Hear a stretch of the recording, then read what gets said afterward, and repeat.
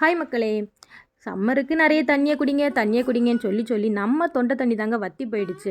ஒரு வாட்டர் மெலனை வாங்கி போட்டாலாவது சாப்பிடுவாங்கன்னு பார்த்தா, அதை சாப்பிட்றதுக்கும் ஒரு ஆள் கிடையாது. அதுலேயும் எதையாவது ஒரு வெரைட்டியாக ஒரு டிஷ் பண்ணி கொடுப்பீங்களா? எல்லாரும் ஓடி வந்து சாப்பிடுவாங்க. நான் என் பொண்ணுக்கிட்ட வாட்டர் மெலன் ஜூஸ் வேணுமா, ஐஸ்கிரீம் வேணுமான்னு கேட்டேன். அவள் ஆப்வியஸாக எனக்கு ஐஸ்கிரீம் தான் வேணும்னு கேட்டா. ஆனால் நான் ஃபஸ்ட்டே பிளான் பண்ணிட்டேன். இந்த வாட்டர் மெலன் சாப்பிடாத உங்கள் எல்லாருக்கும் ஒரு பாயசத்தை போட்டுற வேண்டியதான் அப்படின்னு சொல்லி இந்த வாட்டர் மெலன் பாயசம் பண்ணுறதுக்கு ரெடியானங்க. நான் ஜவ்வரிசியும் கஸ்டர்ட் பவுடரும் வாங்கி வச்சு கொஞ்ச நாள் ஆகுது. எதுக்கு அது வாங்கினேன்னு எனக்கே தெரியாது. சரி, அதை எதுலையாவது யூஸ் பண்ணணுமேன்னு சொல்லி தான் இந்த வாட்டர் மெலன் பாயாசம் வச்சு அதில் எல்லாம் மிக்ஸ் பண்ணிட்டேன்.